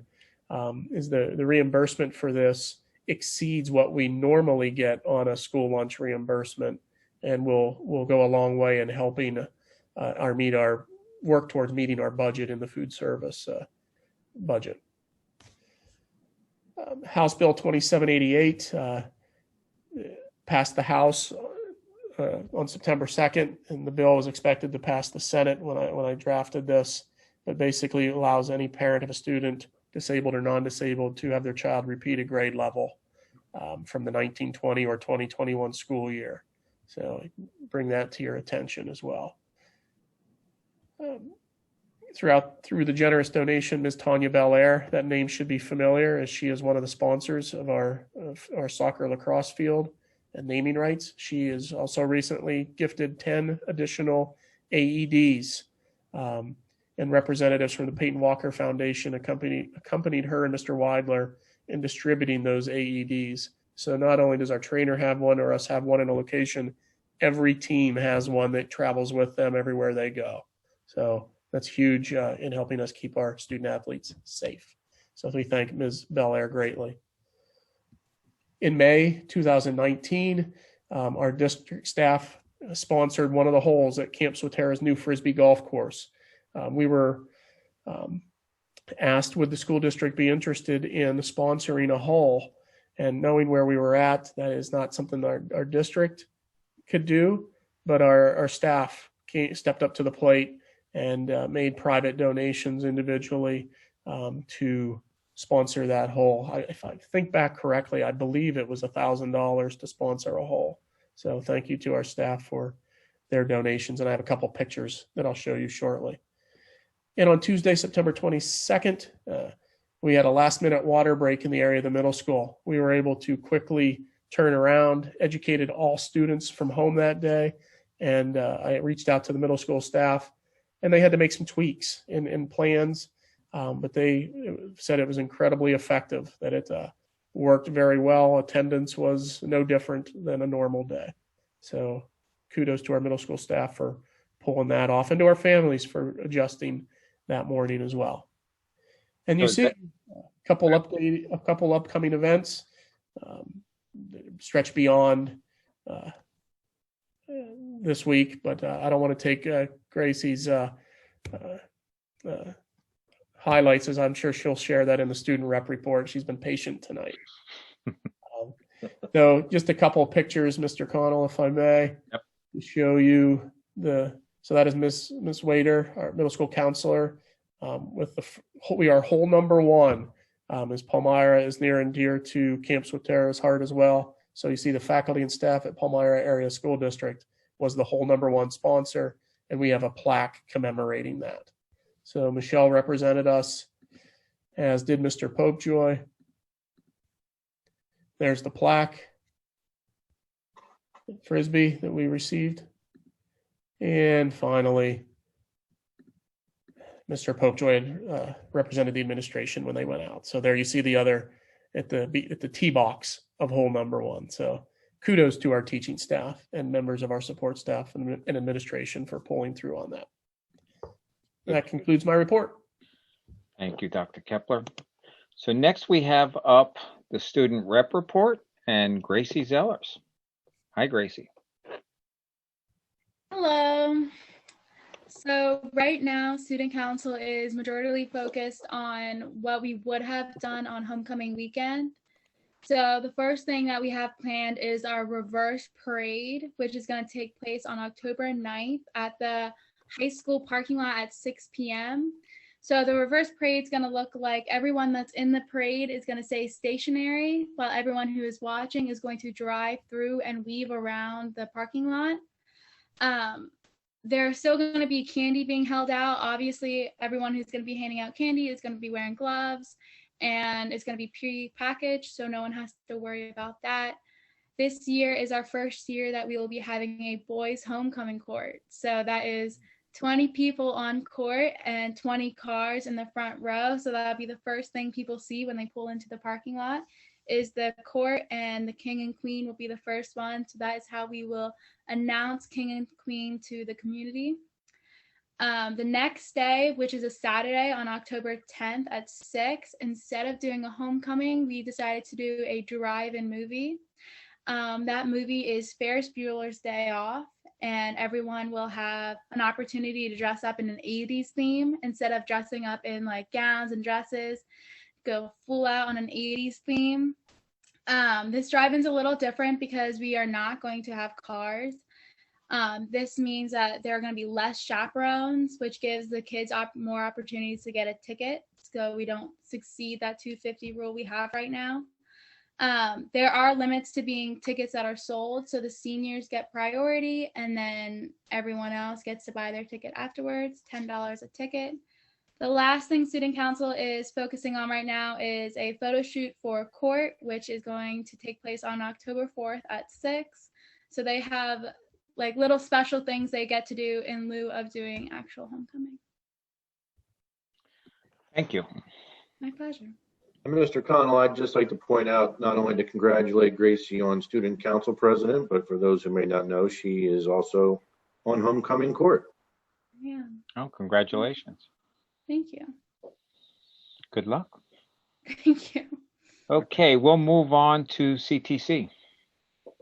Thank you, sir. The CTC met on the 15th. A lot of things were discussed. The CTC is back in full-time with full-time students. The CTC received a few grants that they're putting towards getting new UV cabinets for the tools so that in between classes they can make sure that we're being safe out there, exchanging the tools in between the staff and the students. We've approved a few new teachers out there, and we did end up losing the electrical technology instructor, as well as the student counselor, both of which are going to be filled shortly, hopefully. But everything else is pretty much business as usual, and just trying to get through with the restrictions that we've got right now. So. Thank you, Mr. Putt. So we'll move on to Rec. Rec Commission met on September 16th. The main topic there, we dealt with the intergovernmental agreement, the updated version there, where a commission was in agreement with the changes. That'll be passed on to the other entities that have to sign off. The financials are good, despite COVID, so that's a good thing. And that was basically it. The next meeting will be on Wednesday, October 21st. Thank you. Mr. Mike, if I can just jump in here, Chris. Mike, I'm sure as the other rep on the board, you would concur with me, but the rec is the other entity that's going to be impacted by the stay order that we're currently under. They have not gotten access to fields and facilities because of the restrictions. And so Tina has not been putting plans in place to do much with certain things, given some of the limitations that were previously in place. I would expect that someone in the administration will reach out to Tina, perhaps about any updates she can make with programs that we can offer to the youth in the rec programs that were previously unable, given the changes that we're in. Yes. Like I assume you'd agree with trying to reach out and make something happen, right? I met with Tina and Heidi just this past Monday. Okay. So I have their proposal. They are looking at narrowing down their basketball program to more minimal number of teams, using just Monday through Friday, which would help us with cleaning and maintaining that Saturday. Otherwise, we'd have to look at overtime. But so Monday through Friday, how they're looking at their basketball program is 2 teams will come in, they'll split the gym in half for a practice, and then they'll have a time that they'll actually have a game that night, same night. So there's only 2 teams all night long. Then there's no crossover of other people coming in after them. So the facility's cleaned that night before custodians leave, and then the next night, 2 different teams have a practice followed by their game, and then they depart. So they do have a solid plan. It's ultimately looking for, is it the board interested in continuing those rec programs as well, as long as they can adhere to social distancing numbers, et cetera. Okay, very good. We'll move on to IU 13. Yes, thank you. The IU13 board met on September 9th, and it was business as usual in dispersing for services. There were two new items of business. That was the election, of course, of the PSBA officers and the insurance trust trustees. And there was a presentation of the IU table of organization. And that's it. Thank you. Okay, thank you. Cougar Foundation. Cougar Foundation was slated to meet on September 23rd. There was not a quorum. They will meet again on October 20th. The one area of focus that they're working on is obviously for the last several months, all of their fundraiser activities have been pretty much put on hold. So the amount of funds for grants are relatively limited, and they are working with Dr. Kepler and the principals to communicate some expectations to the staff around the purposes of grants. All the grants that have been submitted will be tabled until that meeting in October, and really trying to focus things on, some prior grant requests were, for some physical copy books and things like that, which maybe during COVID and hybrid models and some remote learning, maybe we need to, revisit and rethink how applicable and impactful some of these things are in the current environment. So I know Dr. Kepler and Mr. Richardson and others are working through that and communicating those expectations, but there's continued expectation of, minimal fundraising and donations to the foundation for the time being. Okay, thank you. Library report. Yes, the library met by way of Zoom on Tuesday, September 15th at 6:30. About 80% of all the library activities are now taking place inside the library. About 20% is curbside. Just a couple notes here. There's a lot of people coming in to use the computers, job applications and things of that nature. Also, because of the pandemic, the children's room has been curtailed as far as putting away the toys and the puzzles.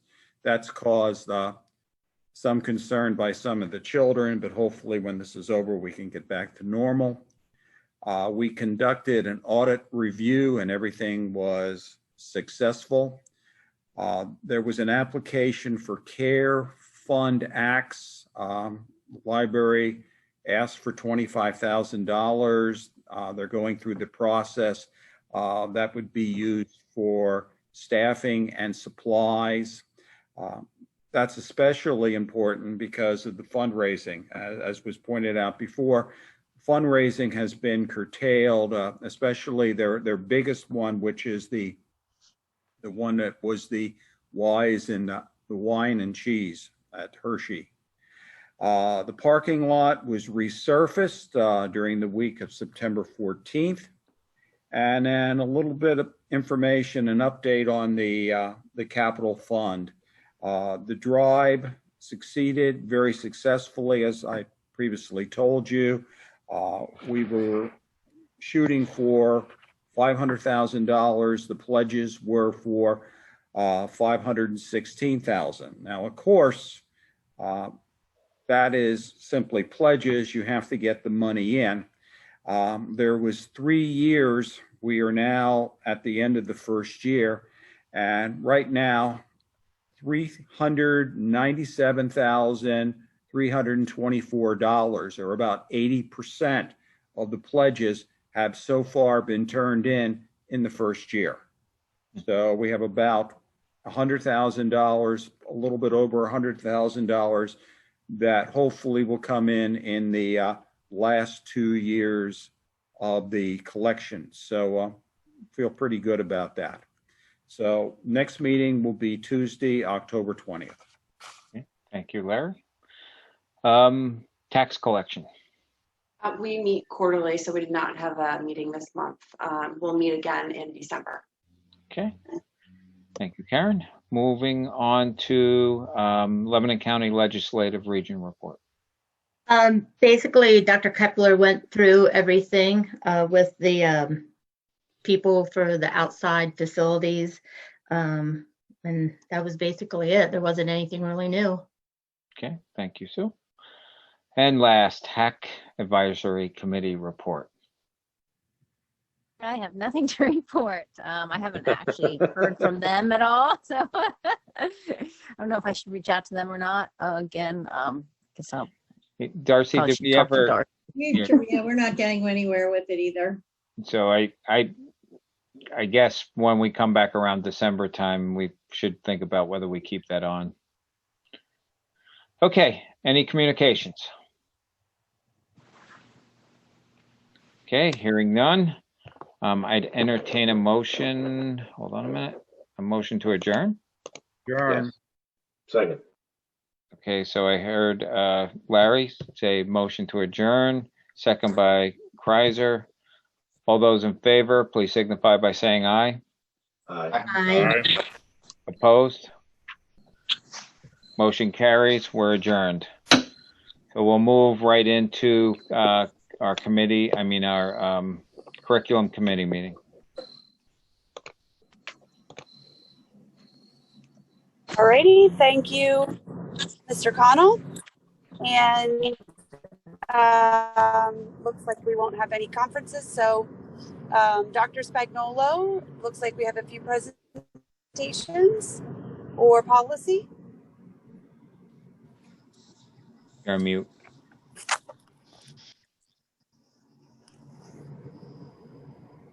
You're on mute, Annette. Yeah, Dr. Spagnolo's panicking. There you go. Might have mute button. I have my big screen and I couldn't get my cursor. Anyway, yes, we have a motion to approve the second reading of the following board policies. Policy 103, Policy 104, Policy 247, Policy 249, Policy 252, Policy 317.1, Policy 800, and Policy 824. And I assume nothing's changed since the first reading. Nope.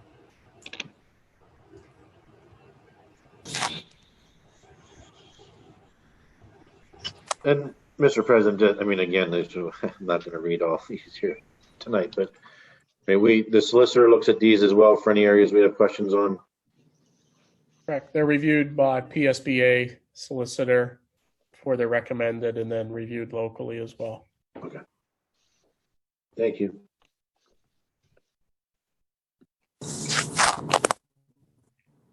Guess if nothing else, we can move on, Christine. Okay, sounds good. So the first presentation I just want to update the board on is since our last diversity whole group meeting, we have had 4 subcommittee meetings focused on student embedding lessons in literature, embedding lessons into other content areas, embedding teachable moments during the day, and then a staff focus, which is talking about any up-to-date trainings or resources or working on scenarios and teachable moments, such as unconscious bias and some other things. So we have our next full meeting on October 6th at 6 p.m., which will be virtually, and the subcommittees, the admin leading the subcommittees will be sharing an update from their committee. So that's where we are with that. Any questions? We get sorry, I have one just real quick question. Can we get a link out on where do we find the link to that full meeting? I didn't put it out yet, but I'm sending it to all of the people that showed an interest, and I'll also put it on the website. Thank you. You're welcome. Update on our Act 80 Day. This past Friday, we were able to schedule an Act 80 Day to have the teachers have some time to debrief, work on what they need to work on with the curriculum. things that we did on Friday. We had trainings. We had collaboration with other colleagues at the high school. Our high school teachers that felt like they were experts and had things to share offered mini lessons for some of the other teachers. They were able to plan for future lessons. And then for K to 12 teachers, they were able to create and upload activities and assessments on Schoology and Google Classroom. Teacher input on Friday, they were very appreciative of this time, and they were able to work on tech issues and relearn tech terms that they might have needed some practice on, and that they were all thankful that we planned ahead and that we re-approved the calendar to have this day available for them. Instructional model proposals. Hey, Dr. Spagnuolo, before you go forward with that, I just want to remind the audience that if you want to speak about any of the content covered in the curriculum and instruction committee meeting, that you use Zoom to raise your hand before we get to the last item, which is public comment. At that time, I'll as we run into public comment, I'll take a snapshot of who has their hand raised, and those will be the people that will speak. Sorry. You're completely fine, Mr. Connell. Instructional model proposal. Dr. Kepler and I will be tag teaming with this. The first form we'd like to share with you is our synchronous. What are some things at last board meeting? I believe Mr. Kreiser asked, tell me exactly what's different with the teaching and learning this year as opposed to the past. So I put together a spreadsheet. First thing are what are some obstacles for this year?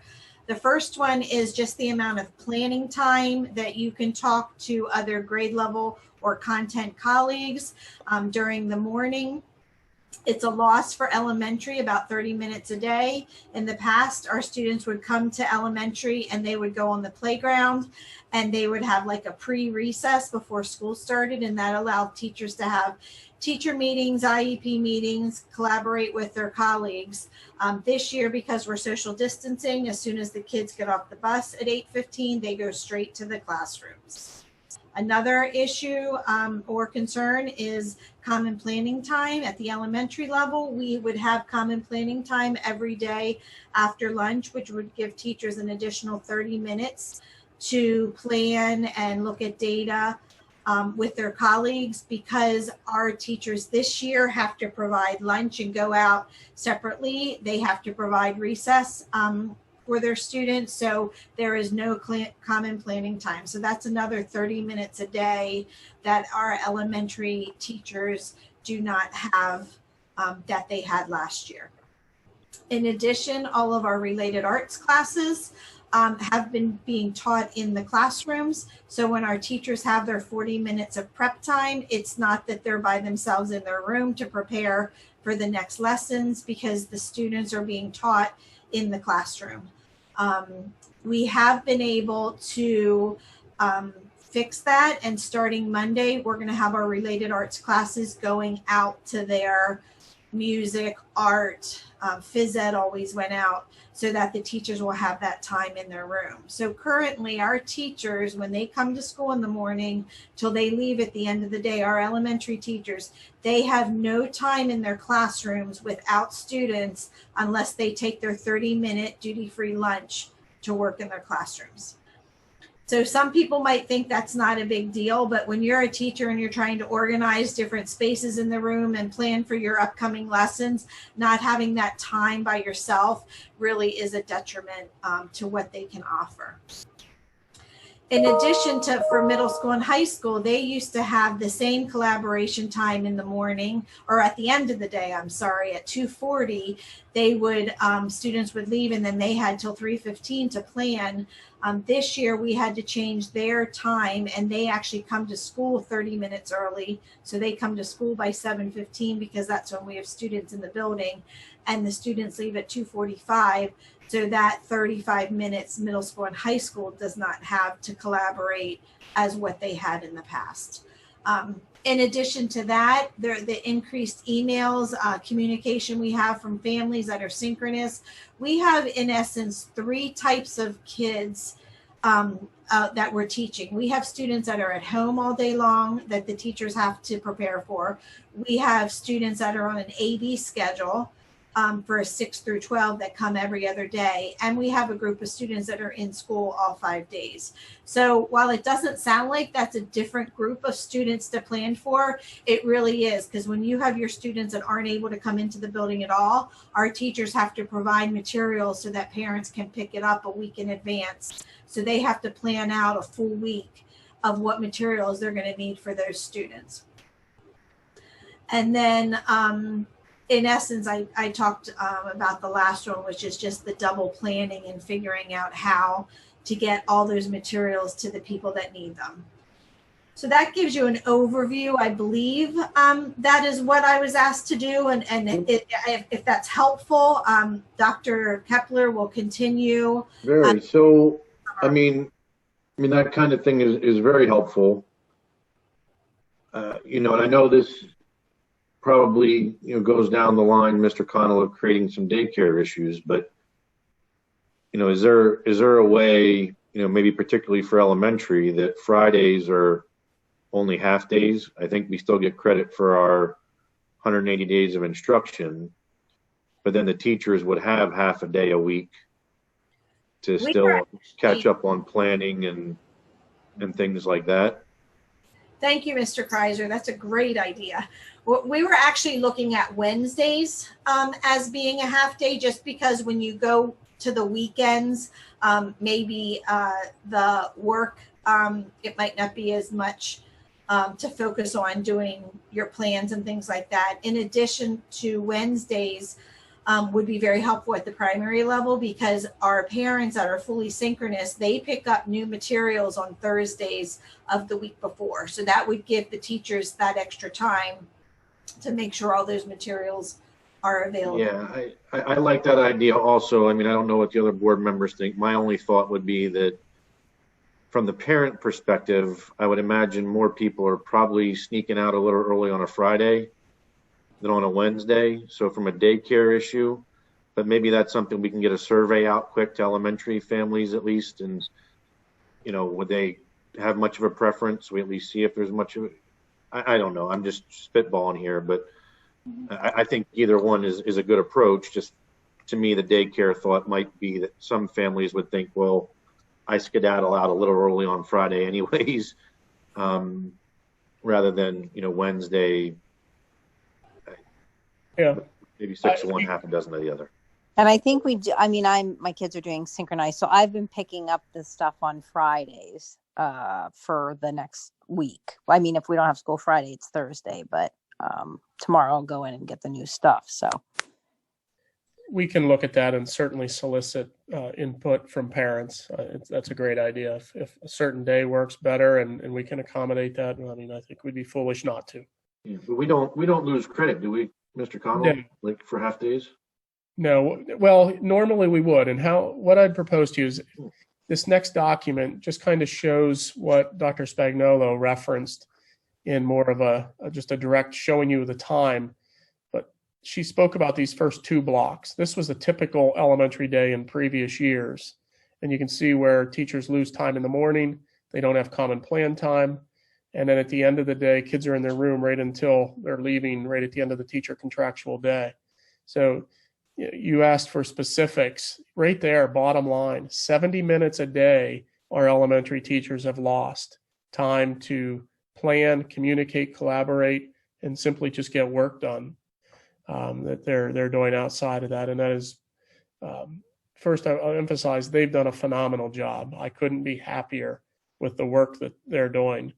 But my concern and why you'll see the proposal in a second is, many schools have started not going 5 days a week, where some of them have full days where students are at home asynchronous.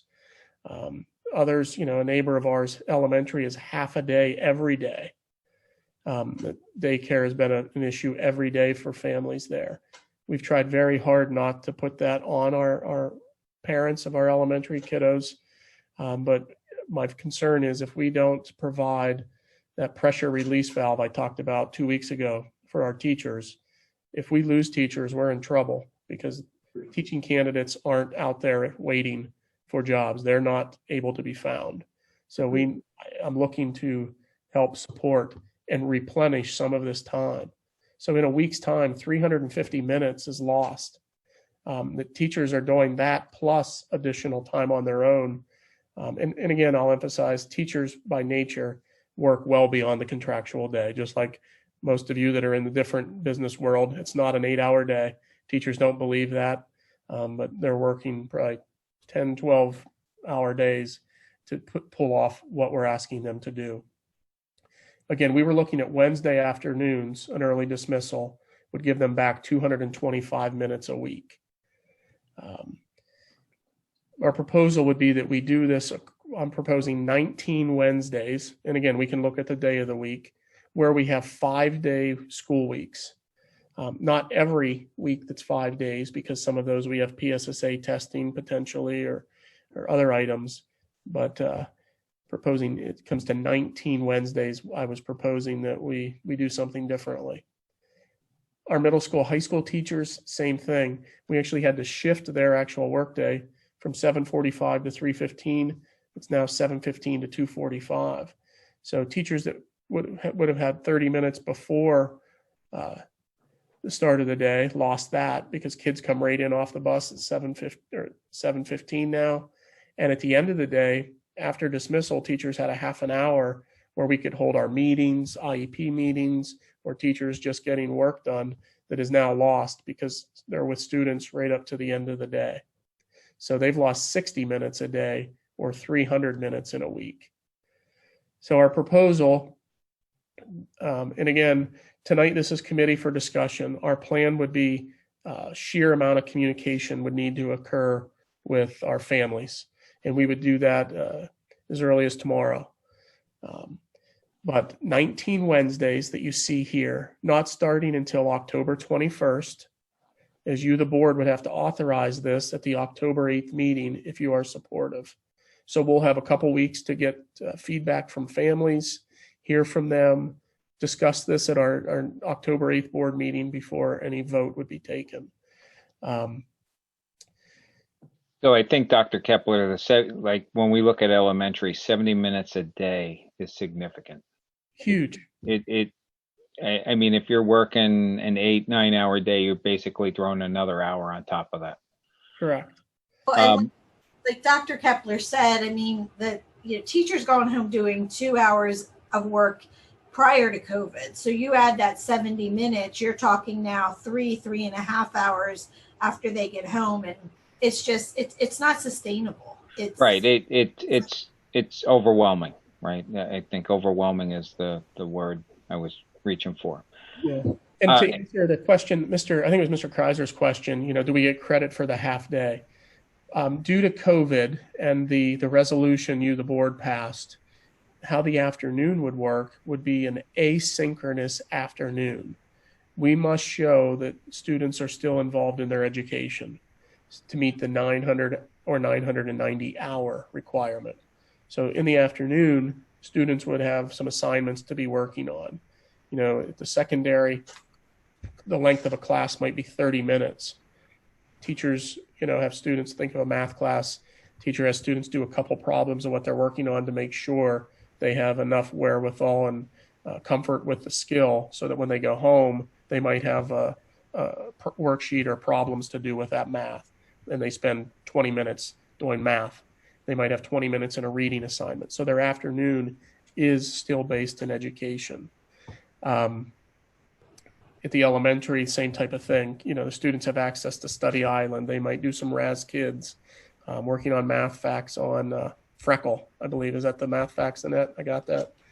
And then, a math assignment or a reading assignment, and their afternoon is filled.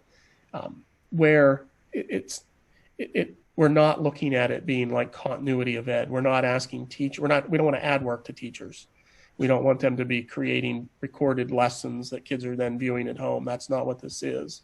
It's students doing activities in the afternoon related to their learning, and teachers having the afternoon to plan and prepare for the days ahead.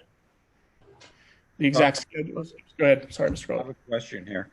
Yes, you said, I just want to make sure I have this right, that the middle school and the high school is starting at 7:15? Is that what you said? The teacher contractual day starts at 7:15. So Okay. the students enter, they go right to the classroom, but first period starts at 7:45. Oh, okay, because again, I'm just a little concerned about that because everything I've ever read about the educational process, especially for high schools, is the earlier you start, the less you accomplish. And I'm just concerned about the impact that that's going to have. I know this is an emergency situation, but the impact that that could have on our learning process here.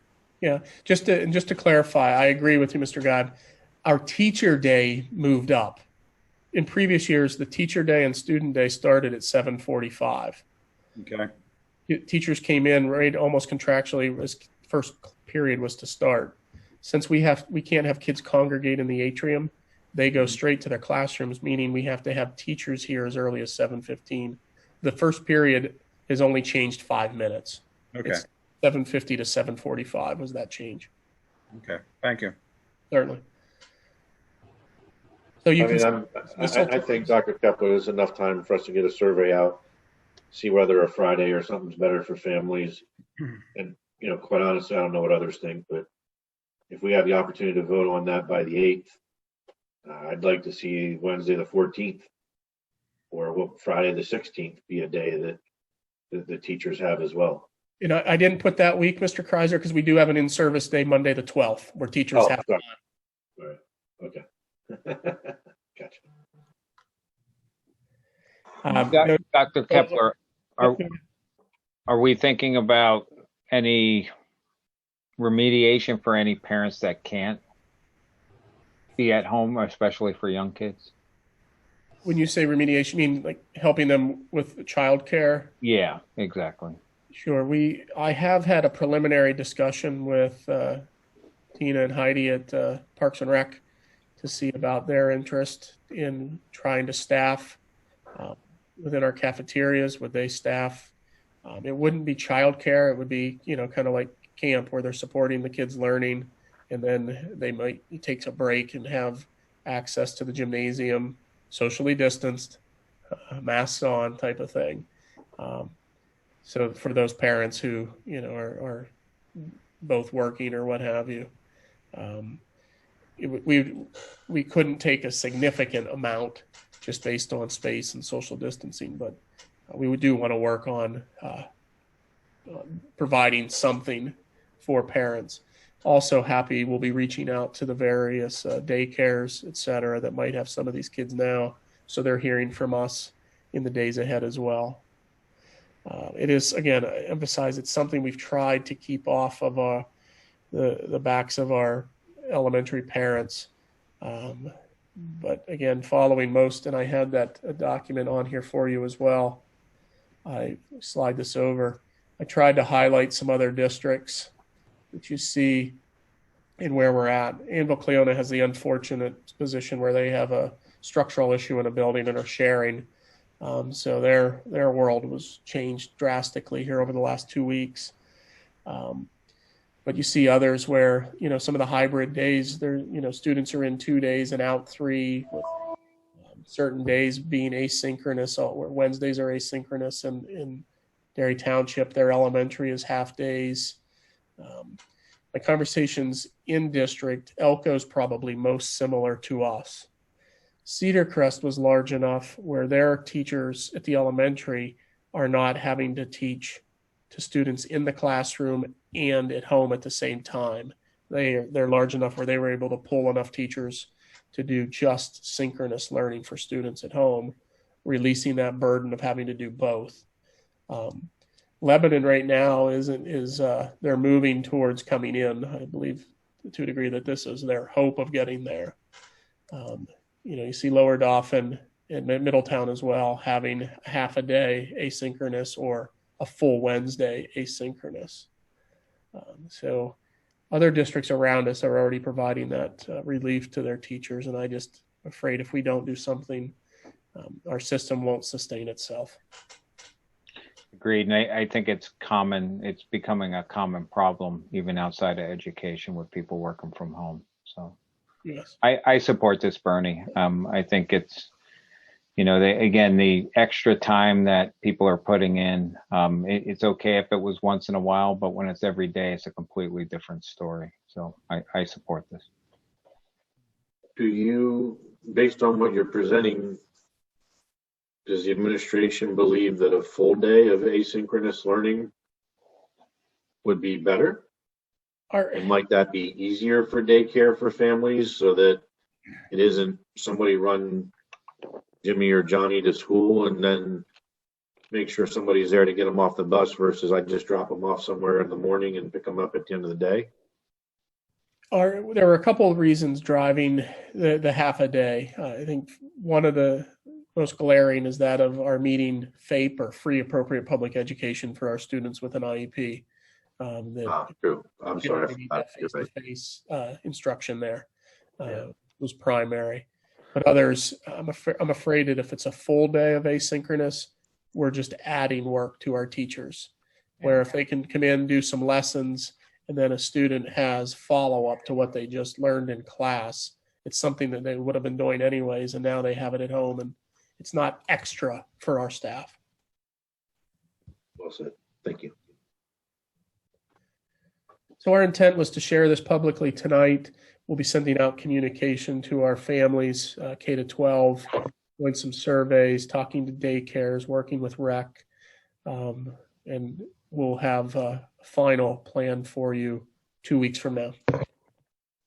Okay.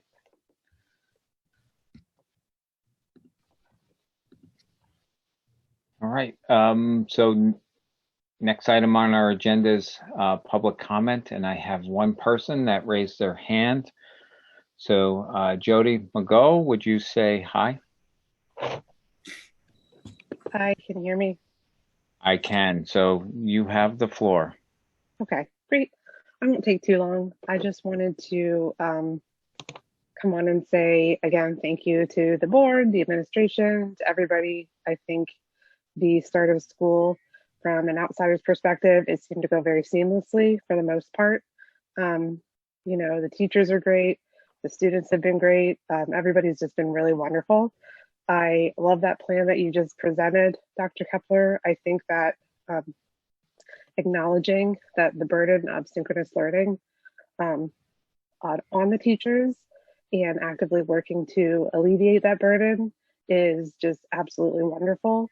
I've had the opportunity through work to get to see what synchronous learning looks like in the classroom, and I'm just amazed at our teachers attending to kids on their earpieces, attending to kids in the classroom, trying to present a lesson.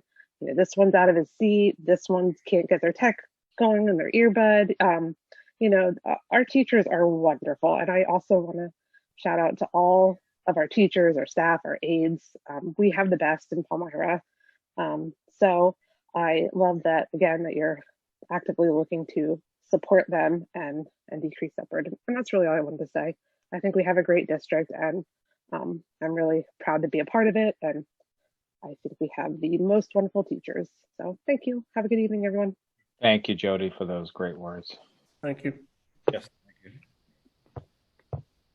Okay, with that, then curriculum is closed, so we'll move on to staffing and administration.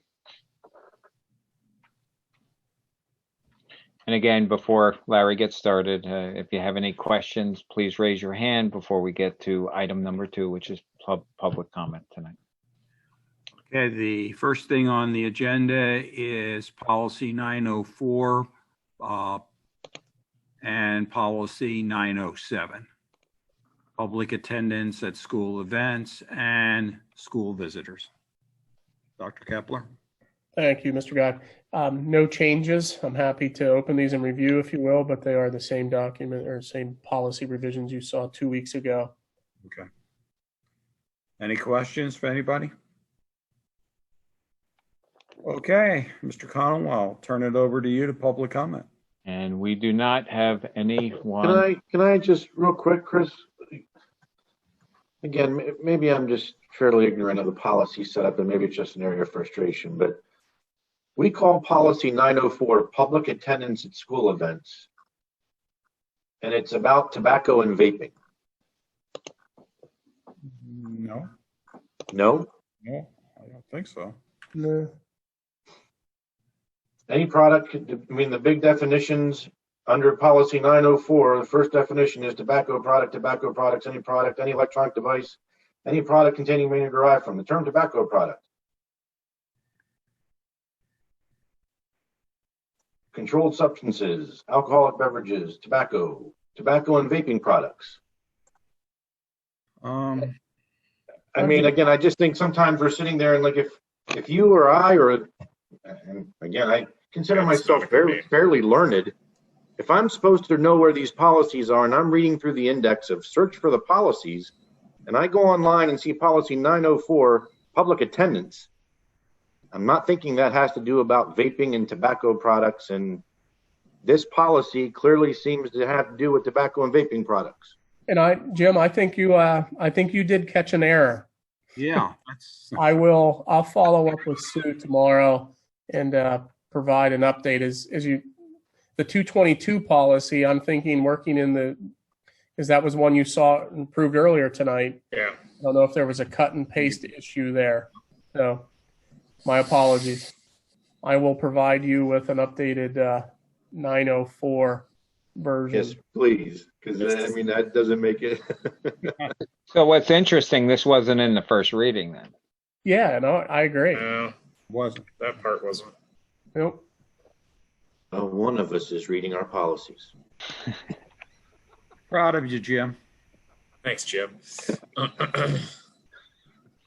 Okay, so no public comment. So we will close the open session for staffing administration. If we take a 10-minute break, we'll meet back here at 8:18 to go into staffing administration executive session. Thank Okay. you. Your link should be in your meeting agenda. So Okay. we'll access it there and see you in 10 minutes.